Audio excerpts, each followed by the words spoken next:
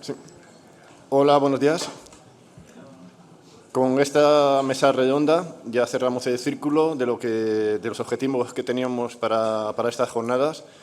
Como ha dicho Bianco, con las presentaciones de las experiencias que tienen investigadores de todas las universidades del Consorcio Madroño, que son además de áreas muy distintas de investigación, que nos van a ayudar a todos los que tenemos que estamos relacionados con trabajos de la ciencia abierta, tanto a los que sois investigadores, a los bibliotecarios que también están aquí representados, como a los que estamos detrás de la parte tecnológica de los servicios que dan soporte a la ciencia abierta y que dan soporte a que se puedan cumplir todos los mandatos de la ANECA.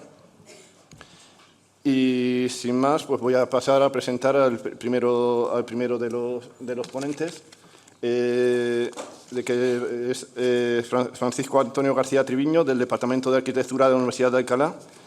Es investigador y docente, afincado en Madrid. Centra su investigación en relación entre arquitectura y los animales. Es arquitecto por la Universidad de Granada, doctor arquitecto por la Politécnica de Madrid y está interesado en etnografía arquitectónica como método de trabajo, así como en los procesos de participación ciudadana en la ciencia.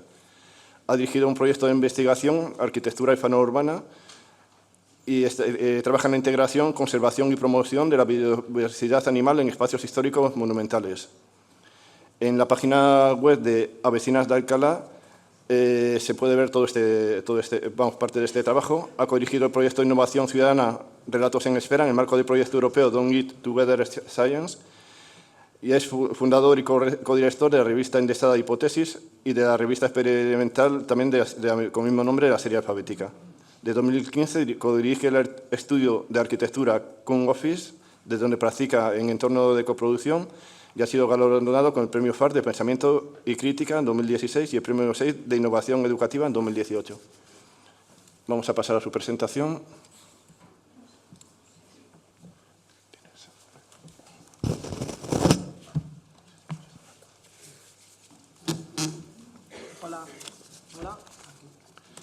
Hola, nada, gracias por invitarme. Voy a ir un poco al grano.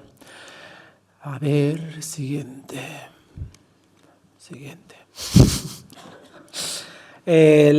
Voy a contar un poco la experiencia de lo que es el proyecto Arquifaur, pero así como el nombre más conocido, Avecinas de Alcalá.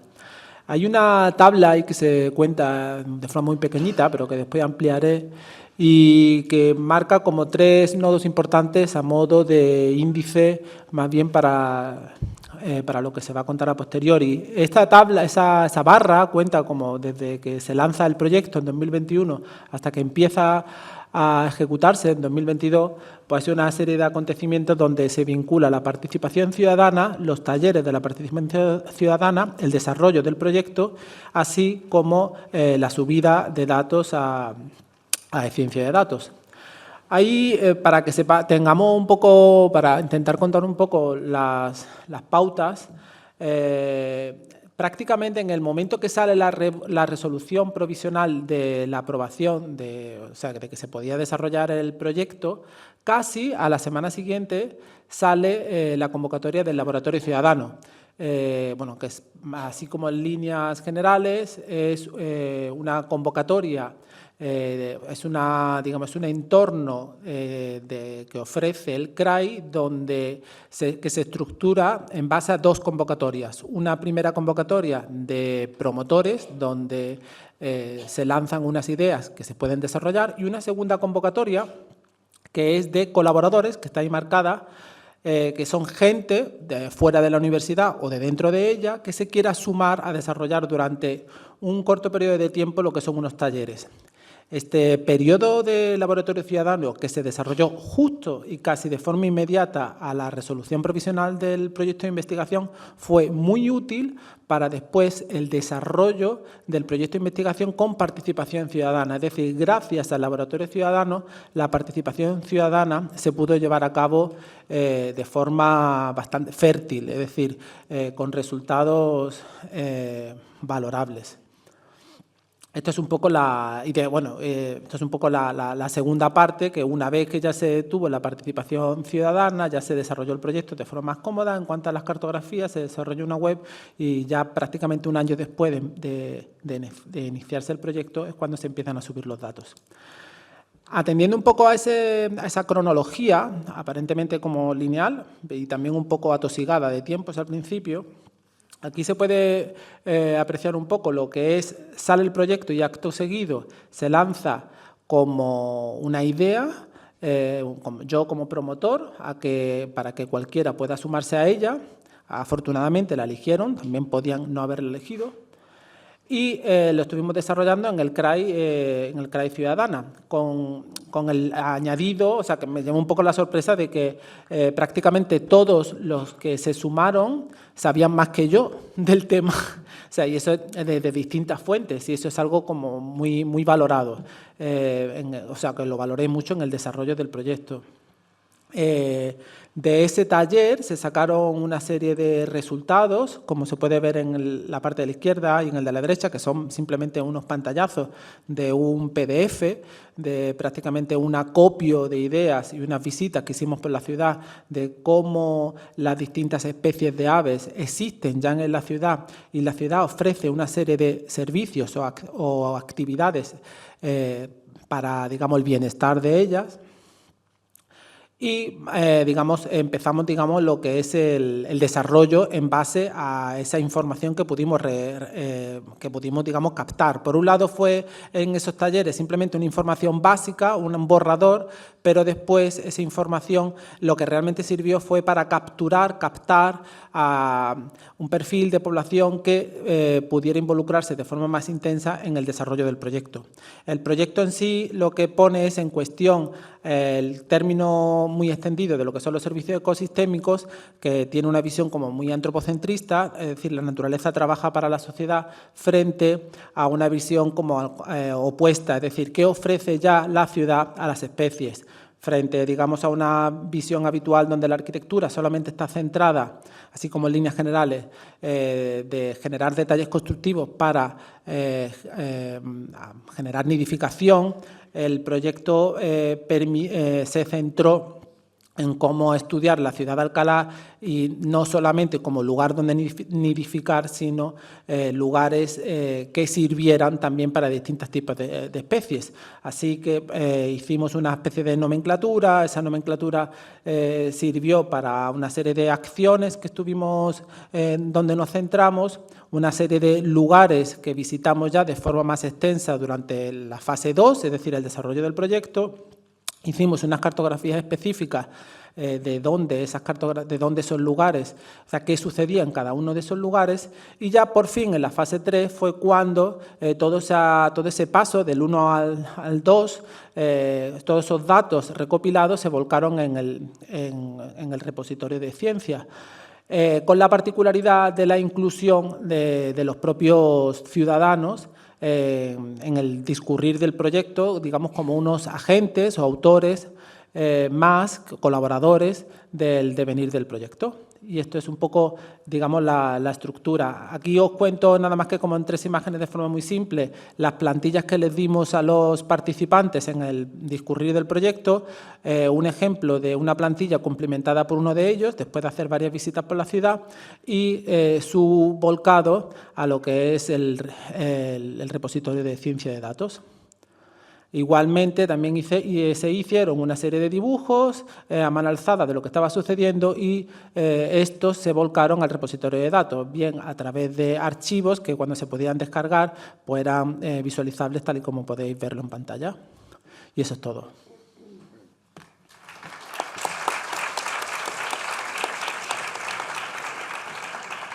Sí, muchas gracias, Francisco. Además, es muy interesante ver un proyecto de ciencia ciudadana que se ha aplicado con éxito, y es una de las cosas que además se valora ahora en la ANECA, en mi opinión, que tenga después que vuelva a la sociedad, que el trabajo que se ha hecho que también tenga repercusión en la sociedad.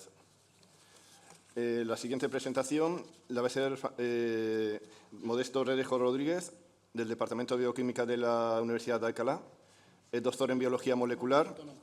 autónoma, perdón, de la Universidad Autónoma, en doctor en Biología Molecular y desde 2018 profesor del Departamento de Bioquímica de la propia Autónoma y coordinador del máster universitario en Bioquímica y Biología Molecular.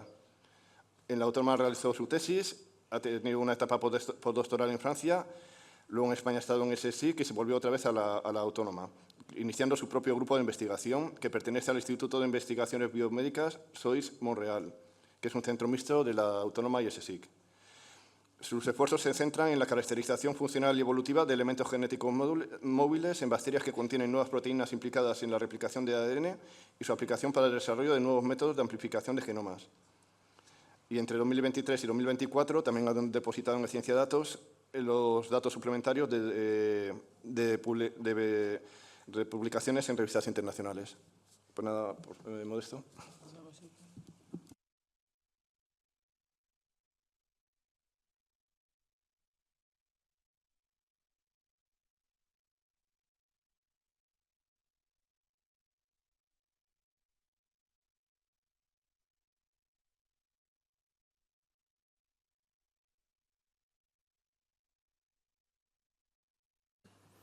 Bueno, hola, buenos días a todos. Lo primero, muchas gracias por organizar estas jornadas y por invitarme. Y bueno, yo voy a hablar un poco de la necesidad de los repositorios de datos y mi experiencia en biología molecular y bioinformática, que es a lo que yo me dedico. Y básicamente, pues nosotros desde hace muchos años tenemos que depositar nuestros datos en repositorios específicos del campo. Sin embargo, pues un poco por algunas de las cosas que se han comentado hoy aquí, en cuanto a los requerimientos del principio SFER y de la NECA, nos estamos planteando también la posibilidad de utilizar repositorios como Ciencia Datos, que yo he utilizado, y voy a comentar un poco mi experiencia.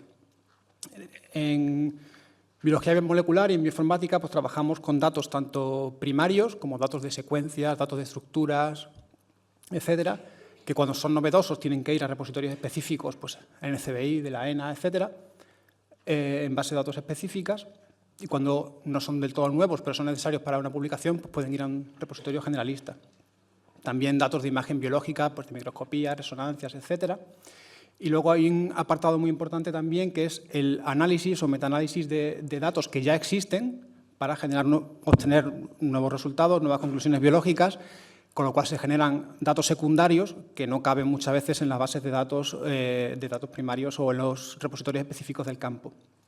Y también, como se ha comentado hoy, para todos estos análisis utilizamos software que generamos nosotros, nuestros propios scripts o pipeline, y muchas veces para publicarlo necesitamos un identificador estándar de una versión estática de ese script, y cuando lo tenemos en un repositorio como GitHub, pues GitHub o GitLab, etcétera, son para control de versiones, pero en el paper tú tienes que poner una versión estática y para eso necesitamos un DOI, con lo cual tenemos que depositar una versión en un repositorio.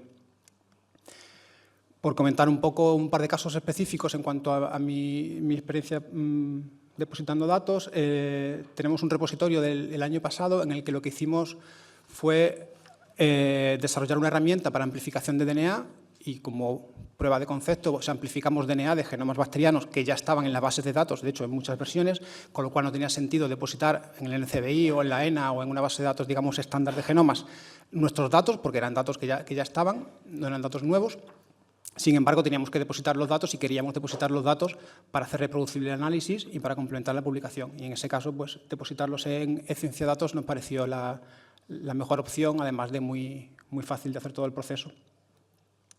Y el segundo caso, que es de solamente hace unos meses, es un análisis genómico de genomas que ya estaban disponibles en la base de datos, en los que hemos analizado los elementos móviles en todos los genomas, en un grupo muy grande de genomas bacterianos, con lo cual teníamos 11.000 registros, pero de nuevo eran datos que no eran nuevos en cuanto a que son genomas ya existentes, solo que hemos analizado e identificado elementos de esos genomas que no estaban identificados, con lo cual depositarlos en Ciencia Datos nos facilitó bastante el proceso de publicación. Y un poco por comentar mi conclusión de todo este proceso, pues bueno, se ha comentado ya bastante aquí. Creo que depositar los datos en un repositorio público, sea Ciencia Datos o sea otro, pone en valor los datos. Utilizar Ciencia Datos tiene ventajas en cuanto a que pues sabes que estás cumpliendo con los principios FAIR y con lo que te va a pedir la NECA cuando vas a pedir un sexenio o te quieres acreditar.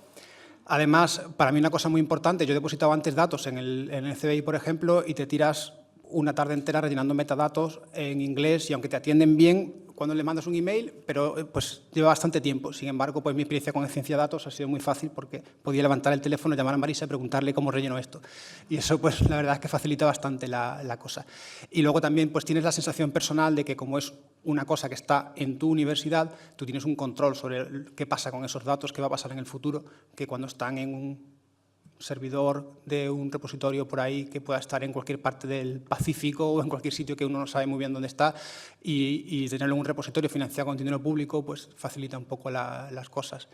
En cuanto a las limitaciones para usarlo, bueno, pues si tienes datos específicos, algunas revistas te van a pedir que los deposites en unas bases de datos o unos repositorios específicos que son con las que ellos trabajan habitualmente o son más reconocidas en el campo, aunque eso no excluye que además los deposites en ciencia de datos. Algunas editoriales, por lo que sea, te recomiendan también repositorios específicos y luego, bueno, pues todavía, incluso en las propias universidades de Madrid, creo que hay bastante desconocimiento en cuanto a la posibilidad de utilizar este tipo de repositorios y creo que es algo que tanto la gente que lo mantenéis como los propios investigadores que los hemos utilizado, pues tenemos que difundir un poco el mensaje. Y eso es todo por mi parte.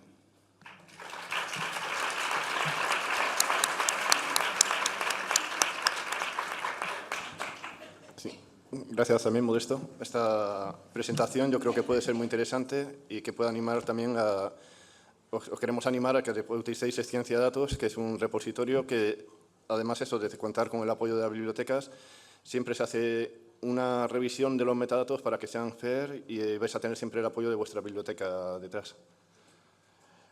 La siguiente presentación es de Manuel Martínez Neira, profesor emérito de la Universidad Carlos III de Madrid, del Departamento de Derecho Penal, Procesal e Historia del Derecho. En su currículum nos ha destacado sus acciones dentro de la ciencia abierta y de educación en abierta.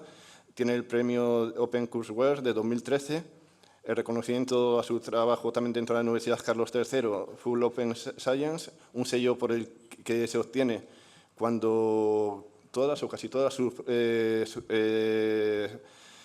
investigaciones están en acceso abierto en la convocatoria 2019 y 2020.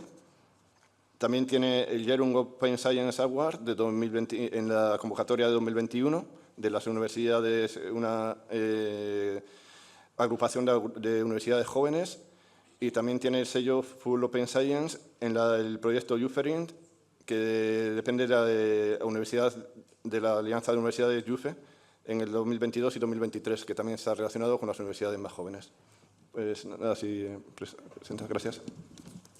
Sí, gracias y buenos días. Y claro, la presentación que se hacía con estos reconocimientos o premios, quería incidir en ello porque esto, que yo que soy de letras, ¿no? Pues quiero hablar del coro en la tragedia griega, ¿no? Tantas personas, pero una única voz. Y eso es el agradecimiento con el que quería empezar al Consorcio Madroño, a todos los responsables de las universidades y en concreto de la mía, de la Carlos III, porque todo esto pues, ha hecho gracias a ellos o a la convocatoria de tantas personas, ¿no? Creo que esto es algo importante en reseñar, ¿no? Porque el trabajo con datos y la publicación de datos requiere mucho la ayuda de otros, ¿no? Porque generalmente los investigadores de ciencias sociales y de derecho, que son los que yo represento, pues no sabemos de cómo tenemos que tratar estos datos para su publicación, para que esté en el Ciencia Archivo, etcétera. Y claro, reclama, ¿no? Mucha ayuda, que tiene el problema presupuestario de esas personas que se tienen que dedicar a ello, pero que en mi universidad, en la Carlos III, hasta ahora pues ha funcionado ejemplarmente, ¿no? Y entonces, pues, mi agradecimiento. Claro, la publicación y todos los criterios nuevos para la evaluación de la publicación con datos han mejorado exponencialmente, notablemente la investigación. porque hasta ahora, pues en las notas a pie de páginas, en algunos gráficos, en algunas tablas, podíamos dar alguna noticia de lo que estábamos investigando, pero en realidad se quedaba mucho en el tintero, no aparecía en esa publicación. Y ahora, sin embargo, gracias a estos repositorios, pues tenemos la suerte y la fortuna de poder transmitir todo eso que hay debajo de la publicación. Brevemente, algún ejemplo, ¿no? Resolución de conflictos, ¿no? Que es una de las líneas de investigación de mi departamento, muy potente, y que lidera Elena Soleto, y que, claro, se basa pues, en las estadísticas de la justicia, ¿no? De ver el número de conflictos que hay, sentencias que se resuelven, que no se resuelven, como el tipo, ¿no? De resolución que tiene, pero imagínense también todos los que trabajan criminología, etcétera, que viven de la estadística, ¿no? Porque es algo que creo que todos compartimos, ¿no? Que la ciencia moderna es fundamentalmente estadística, son fundamentalmente datos y que, por lo tanto, la publicación de esos datos es esencial. Estos repositorios nos permiten, ¿no? a tiempo real, es decir, en el momento que estamos recogiendo estos datos, publicarlos y ponerlos. Yo soy muy crítico con la revista científica porque me parece que es un sistema de comunicación que ha quedado ya obsoleto, porque en los larguísimos procesos de evaluación, cuando ya sale el resultado publicado, en realidad ya ha sido superado dentro de la aceleración de la investigación que tenemos. Claro, nosotros ahora con datos podemos decir en esta revista los datos se irán actualizando en el repositorio, ¿no? Y que, por lo tanto, cada X tiempo podemos, una vez que se han conseguido esos datos y se matizan las conclusiones. Me parece fundamental. Fundamental también en otros ejemplos, por ejemplo, pues hemos hecho, ¿no? Trabajo sobre depuración del profesorado superior, tanto en la Segunda República como durante la Guerra Civil, como en el franquismo. Había cantidad de material inaccesible que hemos podido recopilar con autorizaciones, etcétera, y que ahora todo está ahí colgado y se está utilizando mucho porque el repositorio no solo nos permite esas hojas de cálculo, sino también esas imágenes, esos gráficos, los datos que vienen, etcétera. Son algunos, ¿no? De esos ejemplos que quería decir. Algo con lo que hay que luchar es que el investigador de ciencias sociales y jurídicas suele ser muy individualista y, por lo tanto, no suele compartir, no le gusta, ¿no? Y trabajar con datos es lo contrario, ¿no? Es trabajar en equipo, es recopilarlos y, claro, poco a poco hay que vencer esa cultura vieja, antigua, pero que una de las preguntas, ¿no? Que nos hacían para esta mesa, ¿no? que por supuesto los criterios, ¿no? Tanto que vienen de la Unión Europea como del Gobierno español, como de ANECA, a la hora de que para los proyectos pues hay que justificar los datos, todo eso ayuda muchísimo y me parece que también contamos con el apoyo de las universidades que deberían cada vez más a la hora de dar complementos y a su profesorado pues implicar, ¿no? Que esta publicación de datos y ciencia abierta en esos resultados, ¿no? Y que, por lo tanto, también eso pues, sería fundamental tenerlo. Por lo tanto, me parece que es una oportunidad que permite un salto exponencial, que permite dar, ¿no? A conocer pues, todos esos datos a la comunidad científica en ese tiempo real, como antes decía. Y claro, en este aspecto también, y ante todos estos distintas experiencias que hemos tenido, pues tanto desde el punto de vista de la sociología, desde el punto de vista de la historia, del derecho, tenemos que ser cada vez más conscientes que en realidad todo lo que estamos utilizando y narrando, ¿no? En estas investigaciones, en el fondo son datos. Yo es algo que he organizado varios talleres sobre eso y es algo que siempre intento transmitir, que como el jurista cuando está utilizando una sentencia, cuando está utilizando una ley, en el fondo todos esos aspectos son datos, ¿no? Y que, por lo tanto, permitir la reutilización gracias a estos repositorios de esos datos ahorra muchísimo tiempo.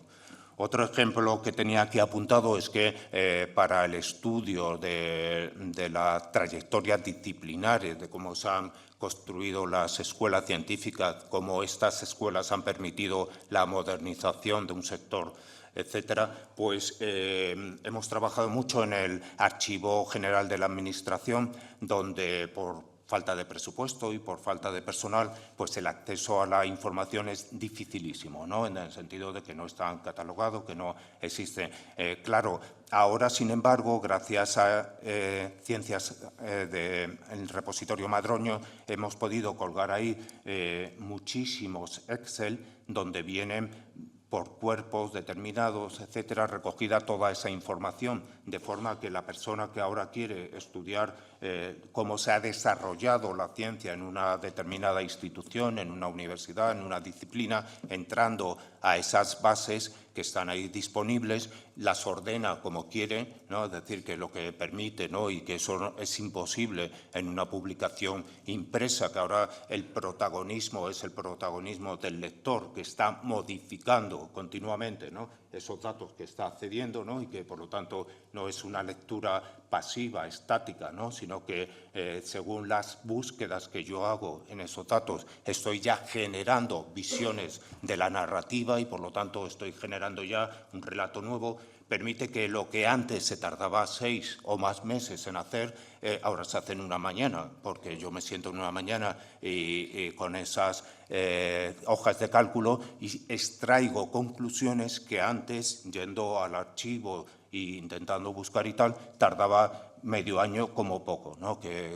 Por lo tanto, claro, que esto permite la eficiencia, ¿no?, de los recursos que se están gastando en investigación, me parece que es un dato básico, ¿no? Y, por lo tanto, que es un dato que hay que tener en cuenta a la hora de hablar con las políticas universitarias, porque en la medida en que somos capaces, ¿no?, de transmitir que invirtiendo en la gestión de datos se está ahorrando muchísimo tiempo en la investigación, ¿no? Y, por lo tanto, esa investigación se hace mucho más eficiente, pues me parece que tendremos ganado, ¿no?, pues la partida en esta vanguardia, ¿no?, que son todos ustedes por la ciencia abierta. Muchas gracias.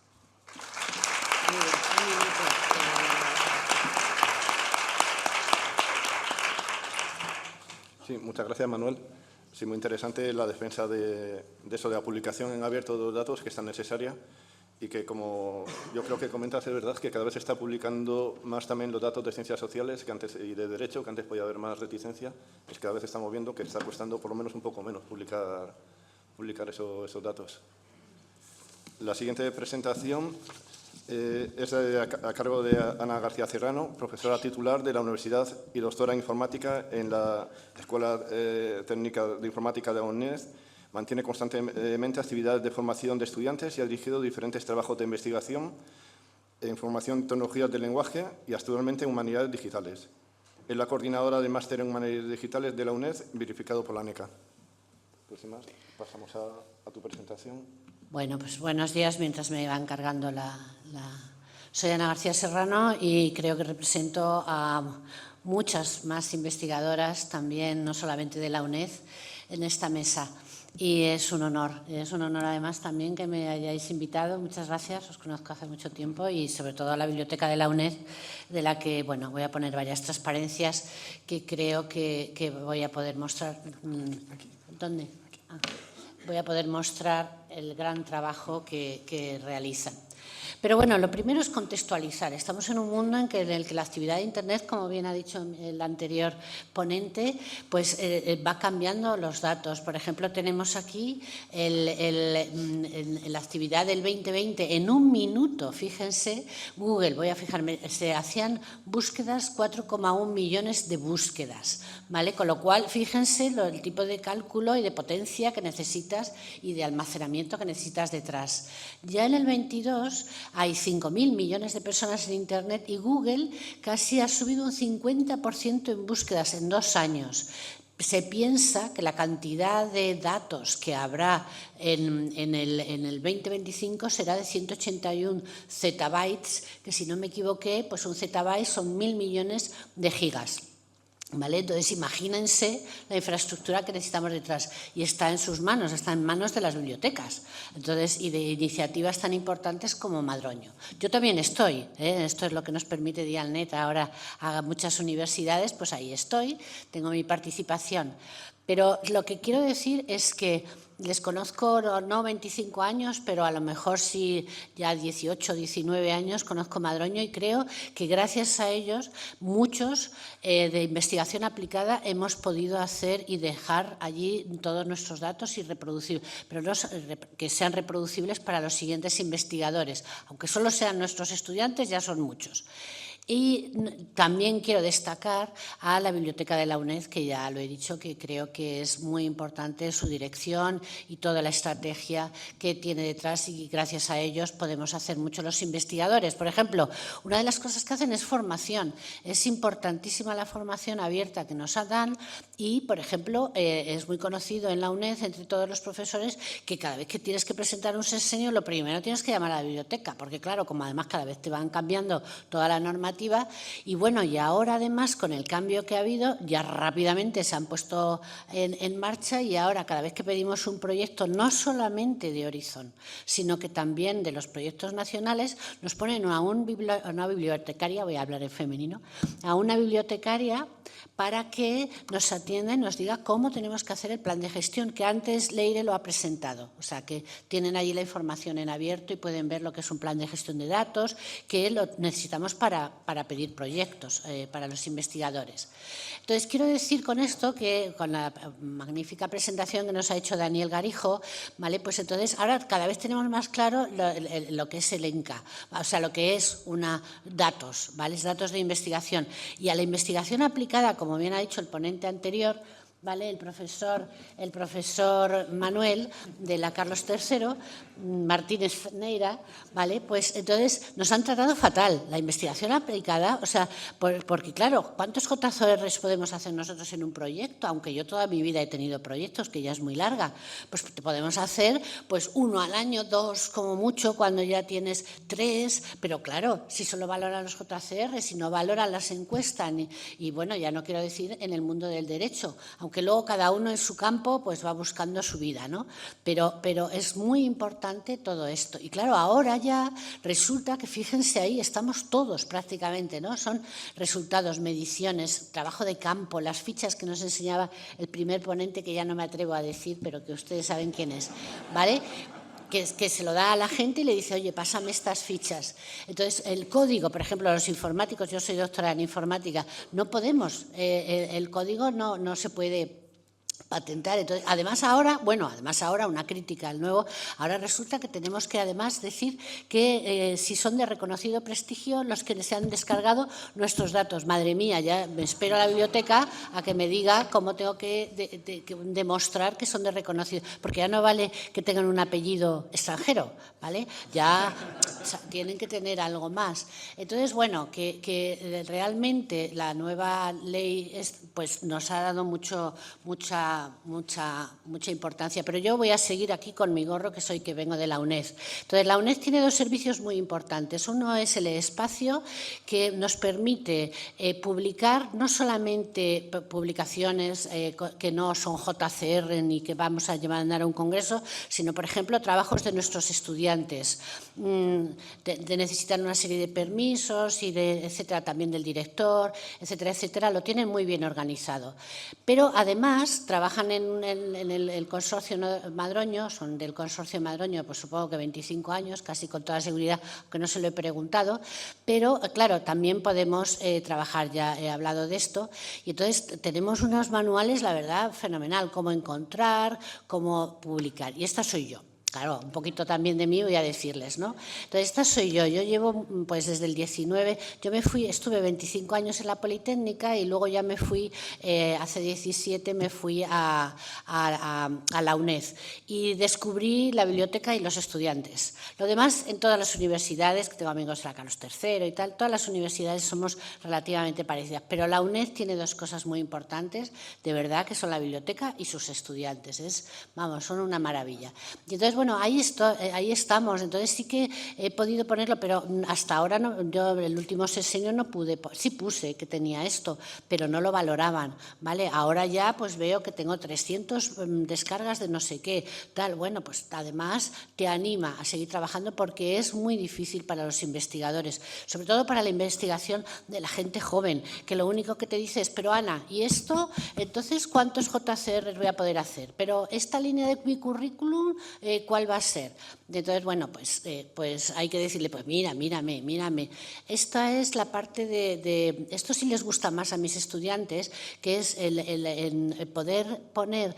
Pero yo solo les dejo si consigo una publicación. Por ejemplo, los TFM los TFM son los trabajos fin de máster, ¿vale? Pues entonces sí que les dejo publicarlo aquí si tienen una publicación en un congreso español, yo no digo nada, algo que han podido contrastar y que alguien más nos ha dicho, pues no está mal ese trabajo, ¿vale? Entonces, eso ya les gusta, ya es una línea, ¿vale? Pues eso lo hace, el espacio que tenemos en la UNED. Y ya para acabar, últimamente me dedico a las humanidades digitales porque como llevo con esto de la multidisciplinariedad tantos años y trabajando con historiadores y lingüistas, pues entonces ya me he metido de lleno. Y quería hacerles un anuncio de que tenemos una red de infraestructura con una iniciativa europea, pero que hasta septiembre del 23 no hemos conseguido convencer al Ministerio de que teníamos que estar ahí, ya somos 12, ¿vale? Madrid está. Y bueno, que aquí pues tenemos que tanto los investigadores de ciencias sociales, o sea, el campo 10 y el campo 11, que me lo he aprendido, son los sociales, arte y filologías, tienen ya un sitios donde específicamente se van a buscar. Yo, desde luego, aconsejaría poner los datos en Madroño, porque tienen el DOI persistente, todo lo que nos han contado esta mañana. Y luego utiliza agregadores. Estos utilizados con agregadores. Tú puedes decir, tengo el software en GitHub y tengo los datos en Madroño. Pero hay que conocer todas estas, yo creo, estas iniciativas de las humanidades digitales que van a permitir avanzar, yo espero que mucho.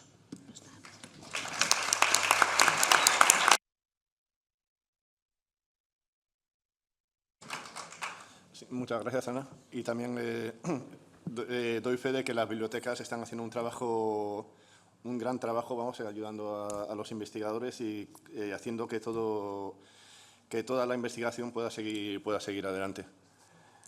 Nuestro siguiente ponente es Iván Rodríguez Suárez, profesor ayudante del doctor del Departamento de Urbanística y Ordenación del Territorio en la Universidad Politécnica de Madrid.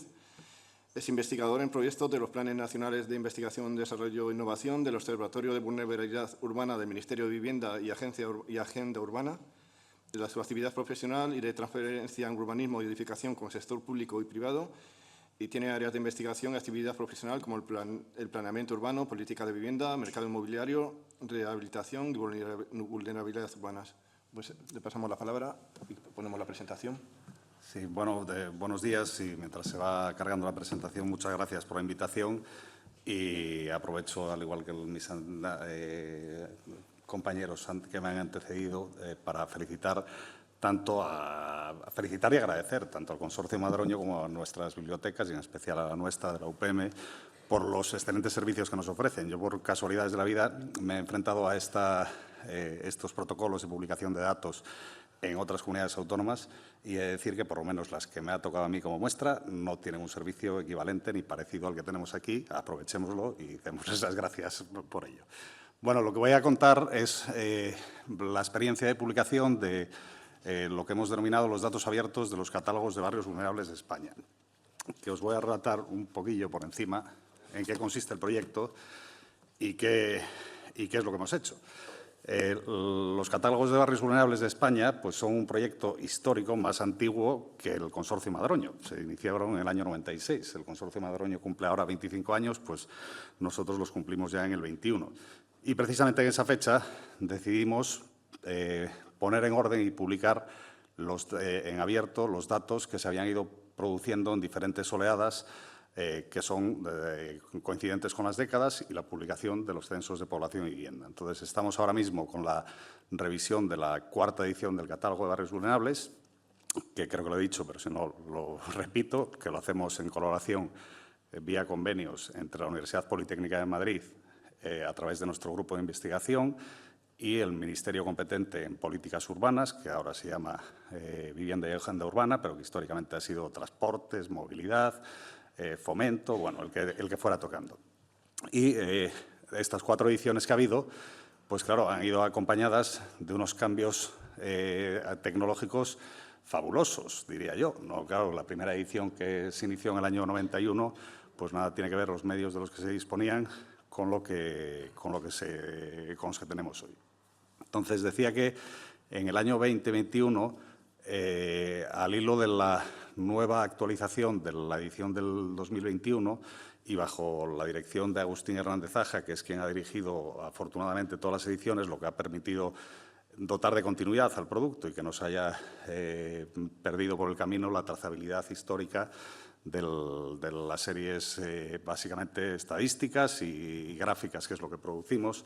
Pues al hilo de eso decidimos que teníamos que ordenar toda la información que teníamos histórica, que no era poca, y a ello nos pusimos pues, yo mismo, José Manuel Gómez Jiménez, que está allí sentado aquí a la esquina, que es coautor del Dataverse, y el propio Agustín Hernández Aja, con la ayuda inestimable de José Ignacio González González, al que he tenido el placer de conocer hoy, porque hemos tenido bastante trato por correo electrónico, que es nuestro bibliotecario de cabecera, pero no lo conocía personalmente.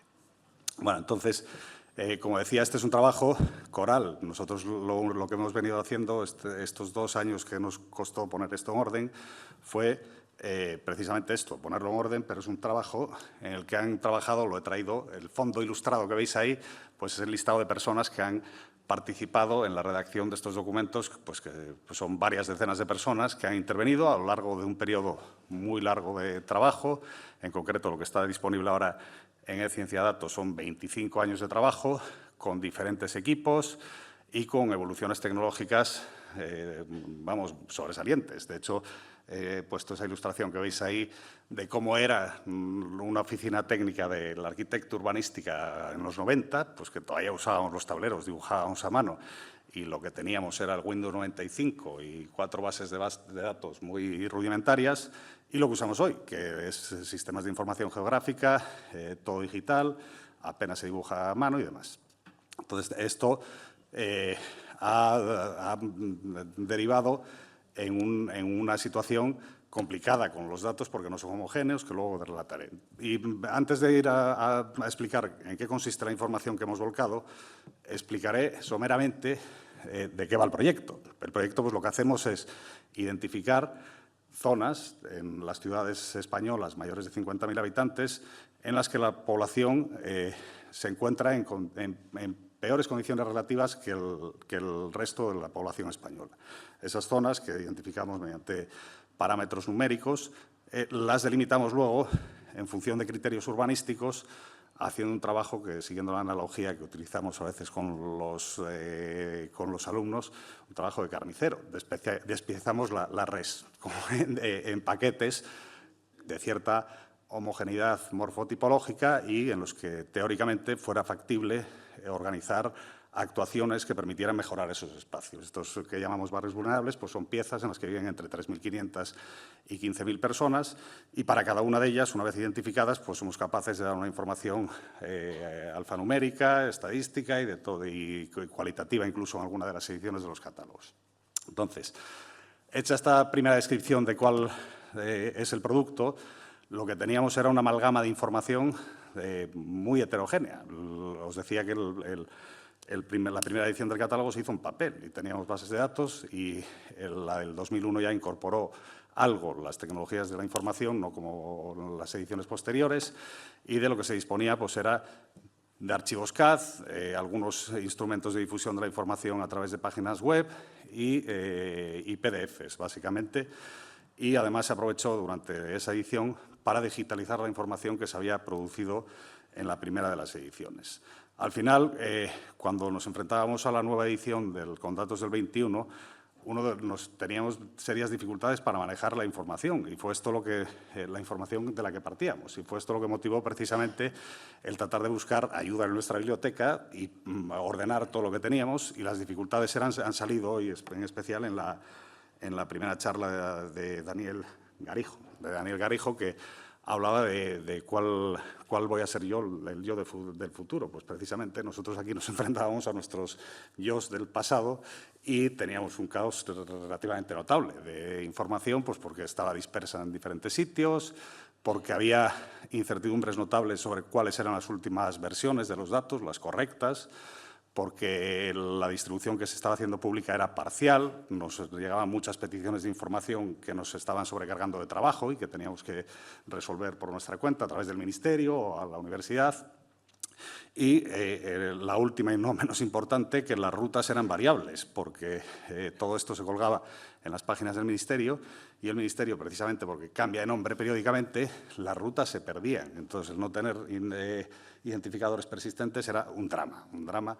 Y todo ello pues, nos llevó a tomar la determinación de emprender este proyecto, que fue muy laborioso y que acabó dando lugar a un dataverse con 21 datasets, 11 gigas y pico de información y 471 archivos que contienen pues, bases de datos y capas de información geográfica y nada menos que 6.300 fichas en PDF, que es todo lo que se había acumulado histórico. Entonces, todo esto ahora está estructurado, ordenado y disponible para el que lo quiera usar y, de hecho, yo creo que se usa bastante y que está teniendo cierto éxito.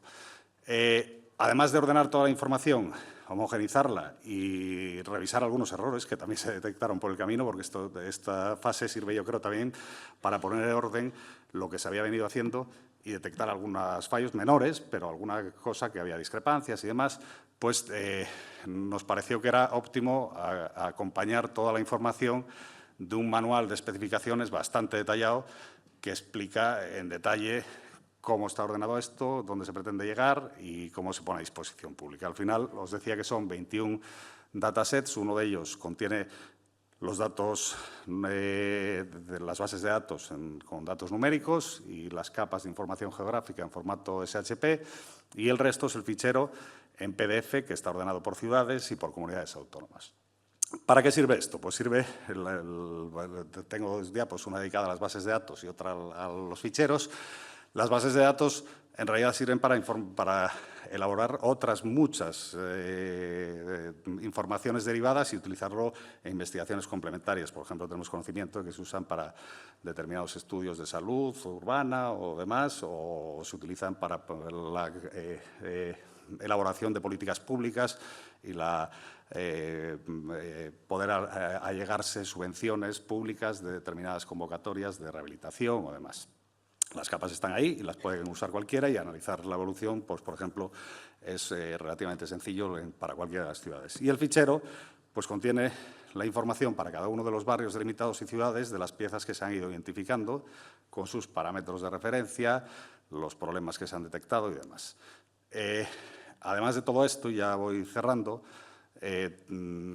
tenemos otras muchas vías de difusión y que creo que deben complementarse y llevarse en la medida de lo posible de forma articulada con los propios datos, porque los datos en sí mismos, a pesar de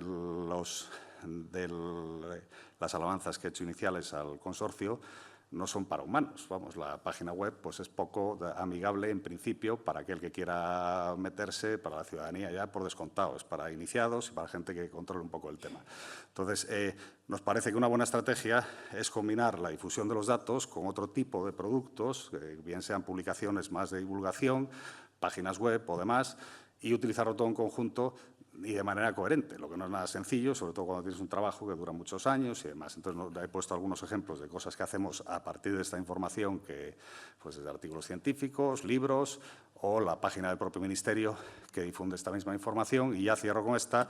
Disponemos también de un blog, que es ese que veis ahí a la derecha del todo, de REAP, y tuvimos la osadía de presentar este producto tan bizarro a dos de los certámenes de reconocimiento de nuestro gremio, de los arquitectos, que fue una cosa extraña, una extravagancia presentar un conjunto de datos a unos premios de arquitectura que normalmente pues, premian edificios y cosas de estas, y afortunadamente el jurado tuvo bien reconocernos y nos han dado dos reconocimientos en el premio la 50 edición de los premios del Colegio de Arquitectos de Madrid y en la 16ª Bienal Española de Arquitectura y Urbanismo. Entonces, que muchas gracias al consorcio porque es partícipe de todo esto y a todos los que han trabajado en esto, que ya digo que es un trabajo colectivo y que yo he venido aquí a poner la cara. O sea que, gracias.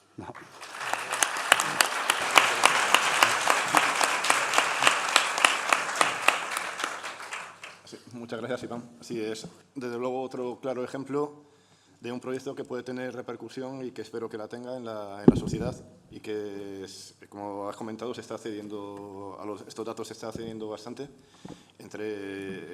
y se está accediendo además por lo menos desde página web del Ministerio y otras páginas que creo que pueden ser bastante relevantes. Ya nuestro último ponente es Manuel Gertrudis Barrio, del Departamento de Comunicación Audiovisual y Publicidad de la Universidad Rey Juan Carlos. Es catedrático en Comunicación Digital y Multimedia de esta universidad y coordinador del Grupo de Investigación Ciberimaginario y coeditor de la revista científica Icono 14. Es especialista en comunicación e información digital y ha sido investigación principal de 12 proyectos competitivos nacionales e internacionales. Durante su etapa en el Ministerio de Educación como consejero técnico, desarrolló iniciativas para fortalecer el uso de licencias abiertas en los recursos educativos y como vicerrector de Calidad Ética y Buen Gobierno de la Universidad Rey Juan Carlos, impulsó la Declaración Institucional de Universidad sobre Ciencia, Educación y Publicación en Abierta. Bueno, pasamos la palabra. Muy bien, muchas gracias. Bueno, mientras se va cargando la presentación, sumarme a los agradecimientos que se han hecho desde la mesa, tanto al consorcio como al trabajo que se hace desde las bibliotecas y, bueno, pues yo en mi caso, como tocayes de rigor, agradecerle a la Biblioteca de la Universidad Rey Juan Carlos por su apoyo, su labor y por impulsar que hagamos cosas como estas, ¿no?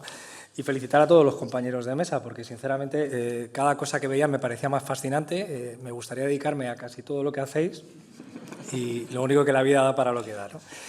Bueno, yo voy a tratar de hacer un enfoque que creo que es complementario con muchas de las cosas que habéis planteado y es hablar un poco de la experiencia que nosotros hemos tenido en el grupo de investigación ciberimaginario, que como se señalaba es un grupo de la Universidad Rey Juan Carlos que está especializado en comunicación y cultura digital por un lado y en comunicación científica por otro.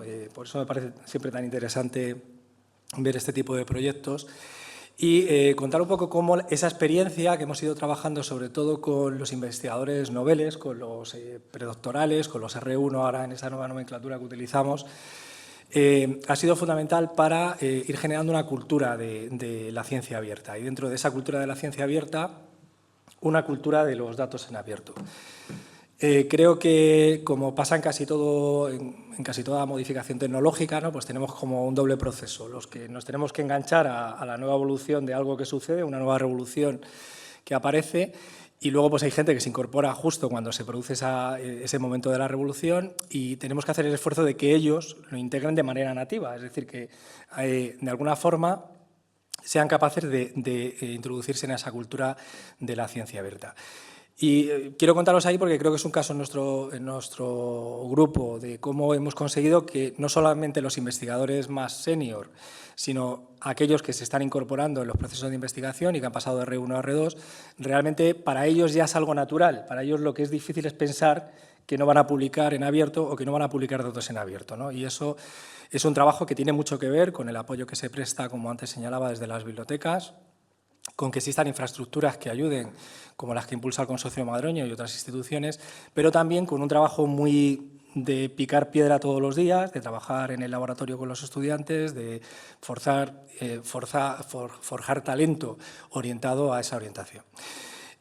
Os comparto también ahí otra iniciativa que justo es una revista científica que se firmó un acuerdo a través de la Asociación Científica Icono 14 y la Universidad Rey Juan Carlos a principios de este año, y que es un ejemplo también de una revista que viene publicando en abierto desde su origen, que montó un OJS que ahora está famoso pues, en el año 2007, cuando aquello era una cosa bastante rudimentaria, y en el que ahora pues, estamos trabajando conjuntamente con la universidad pues, para impulsar, para apoyar justo iniciativas que en nuestra área, por ejemplo, que no era muy habitual en el ámbito de las ciencias sociales y concretamente de la comunicación, publicar datos en abierto, pues se estimula seguir la directriz STOP, que como sabéis van más allá y aparte de lo que es publicación de datos, tiene que ver con toda la publicación de los instrumentos de investigación, de colecciones, etcétera.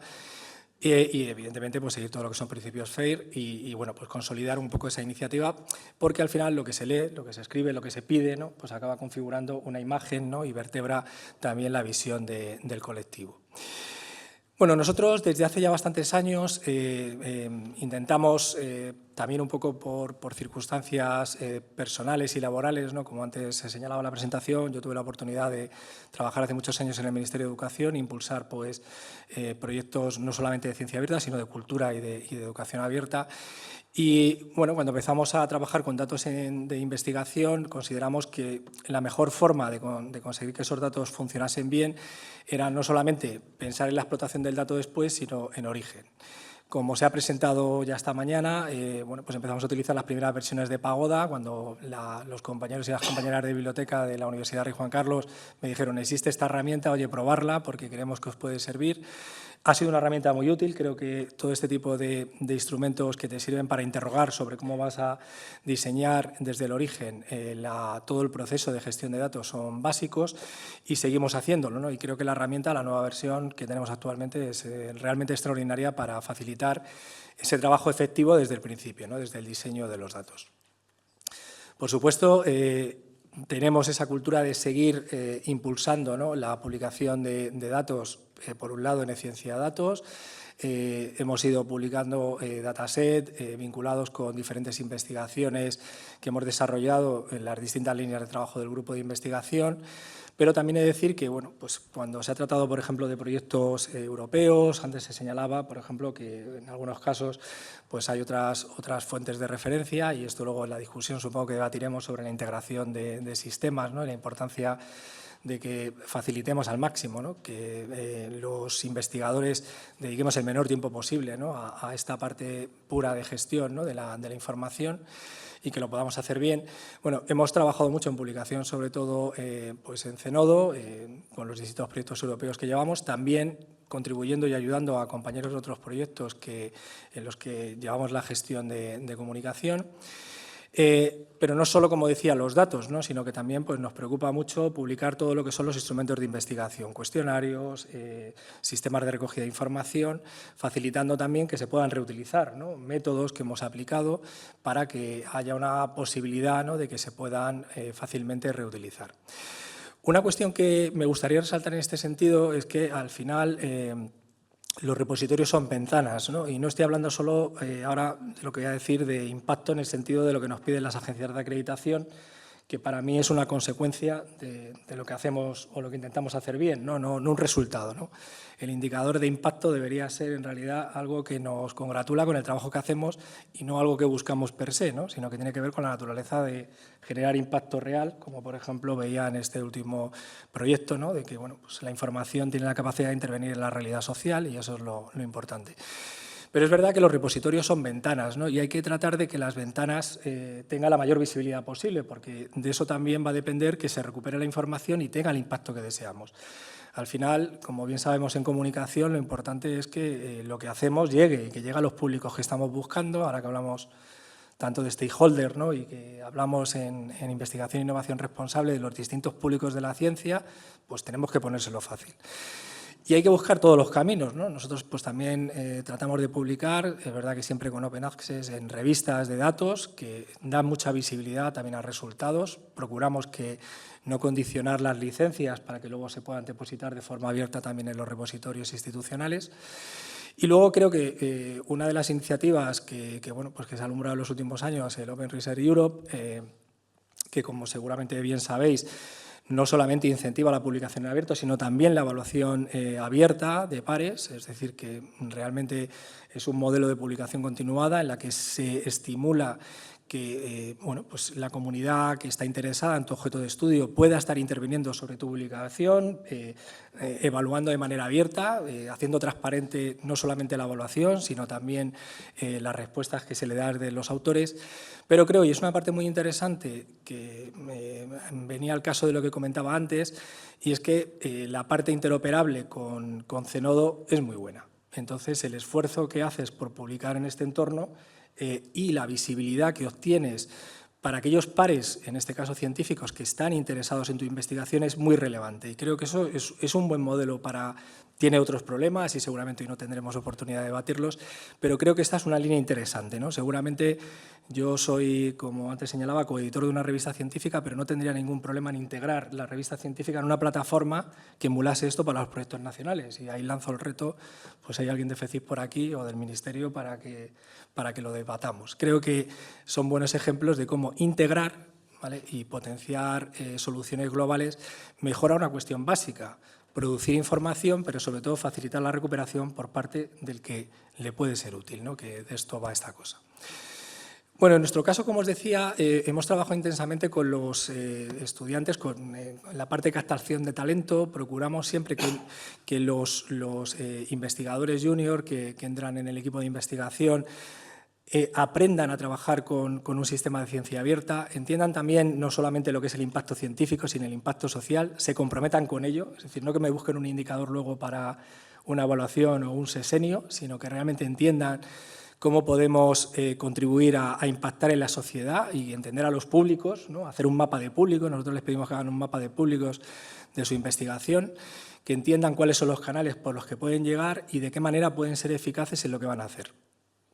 Creo que esto tiene dos virtudes. Una, no solamente que genera mayor transparencia en la investigación, reutilización evidentemente, ayuda a la circularidad de la investigación, sino que sobre todo impulsa un compromiso ético muy fuerte con la investigación, porque cuando tú vas a ser transparente y vas a tener que rendir cuentas, pues no ya porque lo diga la normativa, sino porque realmente hay un compromiso desde el inicio y está en la semilla que plantas cuando empiezan a investigar. Eso, por lo menos en nuestro caso, ha sido creemos que bueno, no estamos donde queremos, pero vamos en la buena línea. Creemos que, además, en ese sentido hay una enorme oportunidad para cambiar también las formas de trabajar, pues, en determinadas disciplinas. El hecho de entender, como decía, no solamente ese impacto científico, sino también ese impacto social, es clave para plantear investigaciones que realmente tengan un enfoque global y que sean capaces de intervenir realmente en la sociedad, ¿no?, y que tengan capacidad de ofrecer cosas realmente valiosas.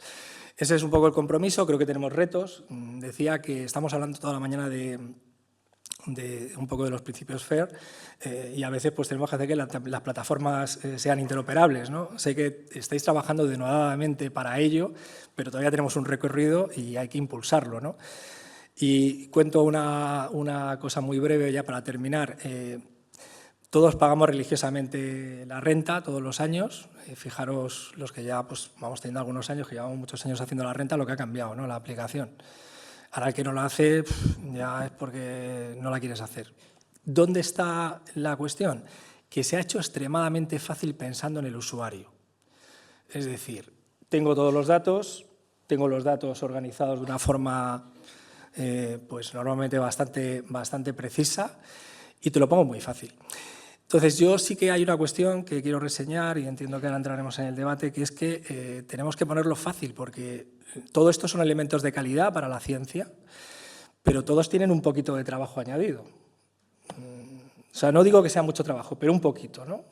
Tengo que hacer el diseño del plan, tengo que pasarlo por el comité de ética. A veces el comité de ética tenemos que dialogar largo y tendido con él para entender qué vamos a hacer. Estamos aumentando la calidad de lo que hacemos, pero eso requiere mejores aplicaciones. Estamos en la buena línea, pero creo que hay que seguir insistiendo y básicamente esto, no nos engañemos, es poner dinero encima de la mesa. Es un elemento clave. Y dos, hacen falta también más recursos humanos, ¿no? Creo que tenemos muy buenos recursos. El trabajo que hacéis en las bibliotecas es extraordinario y lo que hay que hacer es multiplicar ese talento. Y cuando hagamos eso, seguro que estamos en otra dimensión. Muchas gracias.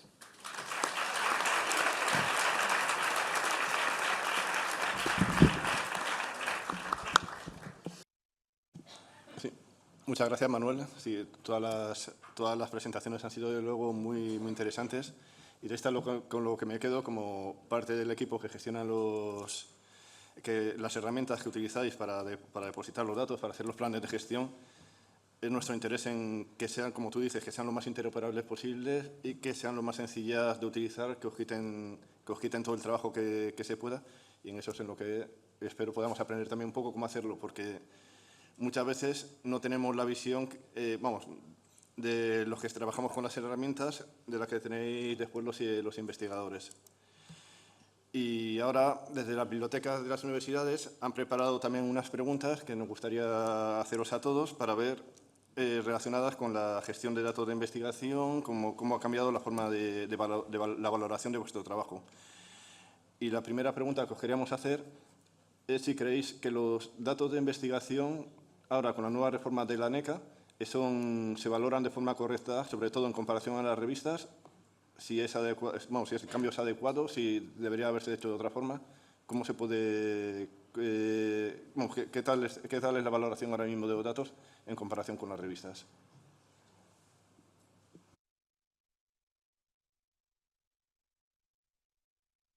Bueno, como he sido el último, me voy a quedar en el micro, pero bueno, no voy a tratar de ser breve. A ver, yo creo que es muy positivo. O sea, yo voy a partir de que tengo una visión positiva y además creo que si vemos un poco con el retrovisor, hemos avanzado muchísimo en los últimos años, ¿no? Cuando hablábamos de Dora y hablábamos de Leiden y aquello pues era un poco, si me permitís, para gente que tenía ganas de leer cosas diferentes, pues todo estaba muy bien intencionado, pero es verdad que muchas veces no sabíamos luego cómo se llevaba, más allá de firmar una declaración por parte de una asociación, por parte de una institución. Creo que evidentemente Coara tiene muy buena pinta, lo que pasa es que Coara hemos puesto, me gusta decir, no hemos puesto el carro delante de los bueyes, ¿no? O sea, en el sentido de que parece que nos ha atropellado, ¿no? De repente llegó el sesenio y de repente fue como sonar una campana ahí en diciembre, plom, plom, plom, plom, plom, ¿no? Además ahí justo en el puente, para que estuviésemos todos alerta y creo que a veces se pierden buenas oportunidades, porque hay una parte muy importante del trabajo que se ha hecho en estos 25 años por parte de Madroño, por parte de todas las instituciones, por parte de las universidades, en el que se viene hablando de esto hace mucho tiempo. Habéis hecho una tarea ímproba de hacer formación. Y de repente, como una cosa que el Ministerio firmó, si no recuerdo mal, y si no que alguien me corrija, suscribe Coara en el mes de abril, del mes de abril a diciembre pasaría algo, ¿no? Por ahí. Entonces, yo creo que a veces perdemos oportunidades porque creo que esta primera hornada del sesenio, y marca mucho, el sesenio todo bien lo conocéis, que deja una impronta fuerte, ¿no?, en nuestros corazones. Claro, no sé si hemos entendido el mensaje que había detrás de esto. O sea, en comunicación a veces lo importante, como bien sabéis, es que se entienda el mensaje que hay. El mensaje no es conseguir, como a veces a lo mejor alguien te podía preguntar, ¿cómo puedo yo tener indicadores de ciencia abierta? Claro, yo estaba viendo los proyectos que habéis presentado, digo, o ciencia participativa o ciencia ciudadana. Pues mire usted, si no lo tienen en el diseño, si no lo han pensado muchos años antes, es difícil que eso tenga ningún indicador, no lo va a tener, pero aún así lo buscan. O sea, es sorprendente, ¿no? Entonces, yo creo que el mensaje importante está aquí, para mí, yo creo, mensaje positivo, vamos en el buen camino. Ahora, creo que hay que reorientar la comunicación de lo que es esto para no pervertirlo, para que no volvamos a tener otros indicadores, más o menos con una cierta bibliometría narrativa que puede encajar bien, pero que no cambie lo sustantivo, que lo sustantivo es cómo investigamos. Pues no sé, yo estaba pensando en la base de datos gigantescas que habéis hecho, yo alucinaba, perdóname la expresión. Eso es cambiar, no es el indicador per se. Es que cambias una forma de trabajar, cambias una metodología de investigar y eso transforma el sistema. Y yo creo que hemos tenido un poco de... Ha sonado la campana, hemos empezado a correr, porque no nos quedaba otra, pero no tengo claro si ha llegado el mensaje todavía. O sea, tenemos tarea ahí. Esa es un poco mi visión.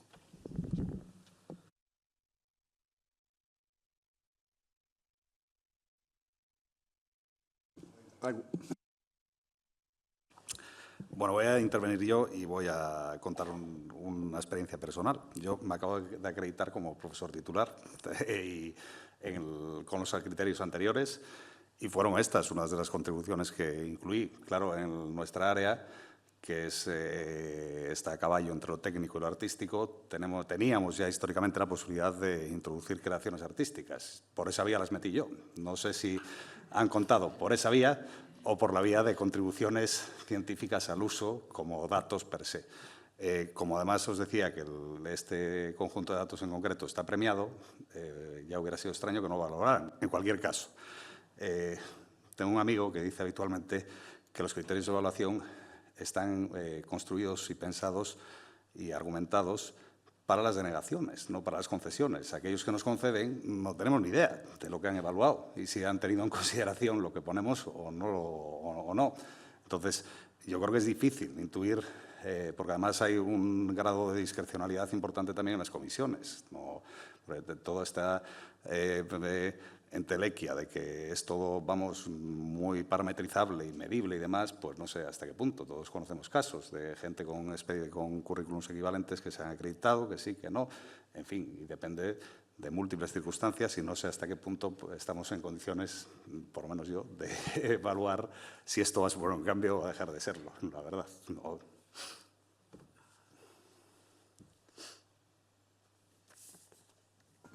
Interesante. No sé si tenéis alguna otra opinión. Pasamos a la siguiente. Bueno, habéis hablado también ya de un poco cuáles son vuestras expectativas sobre los datos de investigación en los sexenios, en otras evaluaciones. Y también de la siguiente pregunta, que si se reconoce adecuadamente el esfuerzo que estáis haciendo, que están haciendo los investigadores para tener unos datos de investigación en abierto, o si hay que hacer o si se tiene que reconocer más ese esfuerzo también que estáis haciendo para que estos datos sean abiertos y sean fair, que sean accesibles, que sean buscables y todo demás parámetros que necesitamos. Pues yo voy a comenzar este turno. Y yo un poco creo que ya ha salido en la mesa el tema de que, desde luego, las ayudas que tenemos, cuando las pedimos, funcionan fenomenal. Pero ahora, no es fácil saber dónde tienes que llamar, ¿eh? Y hay mucha información en la web y yo soy doctora en informática, entonces, bueno, me manejo, pero yo creo bastante. No, es verdad, ¿no? Cuando te dicen, no, monta un Docker y dices, bueno, pues, pero yo que ahora ya os digo que llevo promoviendo el máster en Humanidades Digitales, viendo que necesitan conocer la gente y tal, los historiadores y los de la UNED, creo que todavía falta mucho el madroño para que pueda decirle yo a un historiador, que ya les tengo, a varios, que podrían servir de metatesters, ¿no? Porque una cosa, sí que es verdad que en informática, el mantenimiento y las pruebas con el usuario, nunca hay dinero, nunca, o sea, nunca llegas. ¿Por qué? Porque para los investigadores no había JCR y para los de comerciales, pues en una empresa a lo mejor sí que les interesa, pero o al menos una política como Google, que es dejar beta y a ver si no me protestan si me equivoco, ¿sabes? Si hay algún error. Pero vosotros yo creo que sí que tenéis que pensar bastante en, bueno, para hacer una crítica.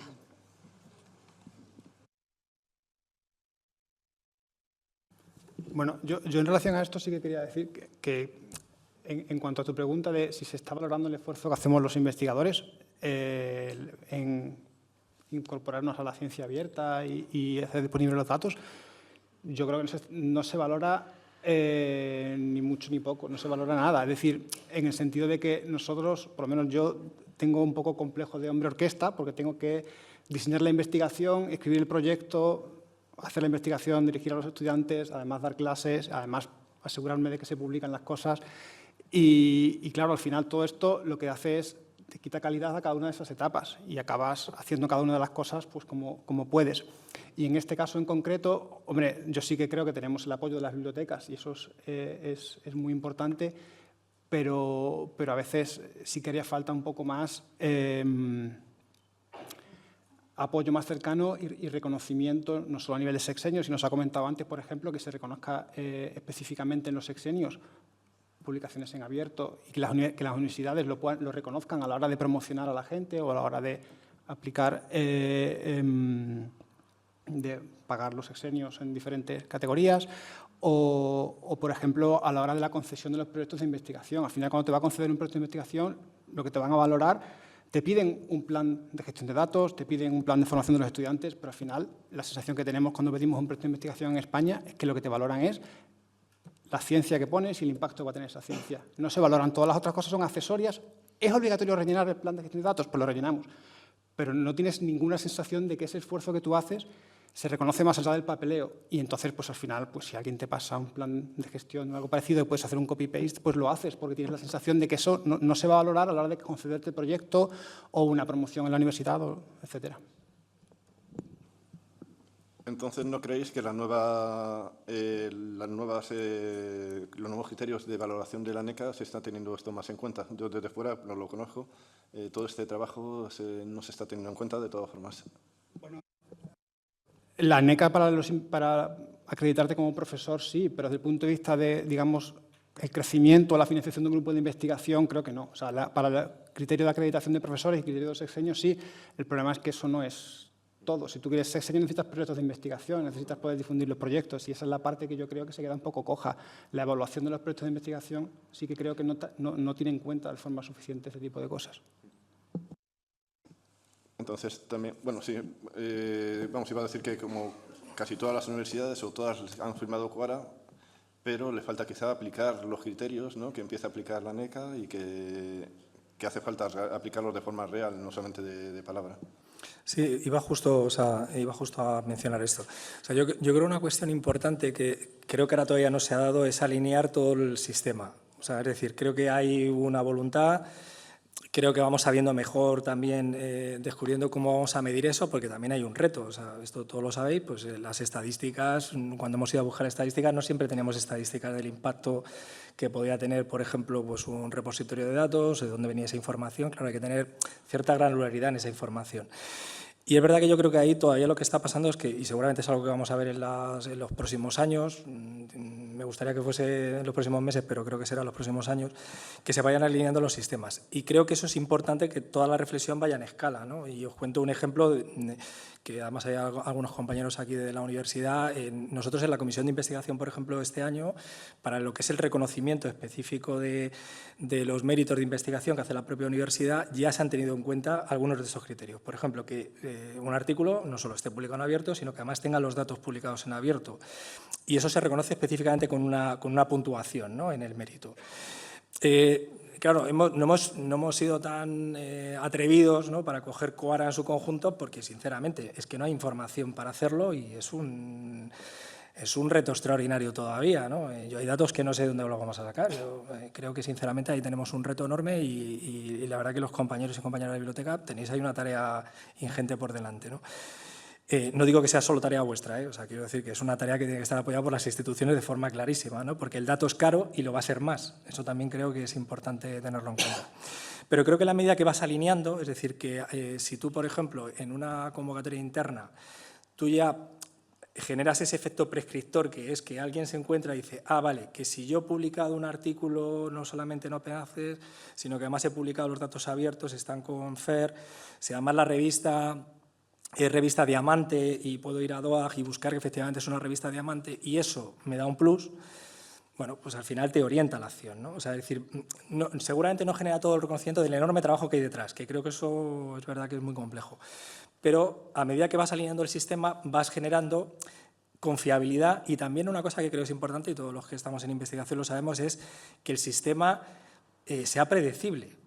Es decir, que las reglas de juego más o menos, o sea, que el indicador no sea por el indicador. Creo que eso es un error si todo este proceso de cambio se queda ahí. Si el indicador se queda en nuevos indicadores que podamos trucar, viciar, modificar a voluntad, no habrá cambiado nada. La lógica que está detrás, el objetivo que tiene Quora no es ese, pero es muy fácil viciarlo. Entonces, los pasos que demos sí es verdad que son muy importantes y que podamos ir vertebrando de una manera coherente ese proceso es bueno. ¿Qué ocurre? Que si yo antes tardaba en hacer la evaluación de un expediente 10 minutos con indicadores numéricos, ahora a lo mejor necesito 40. Y eso hay que tenerlo en cuenta, porque eso, perdonad que sea, parece que es que soy el tío Gilito hablando de dinero, pero la calidad vale dinero. Cuanta más calidad quieras, más dinero vas a tener que poner. Y eso sí que creo que esa parte de la ecuación, de hecho ya sabéis que Quora dice expresamente en uno de sus principios que se pondrá el dinero necesario para mejorar el sistema de evaluación. De momento ese principio lo estamos esperando.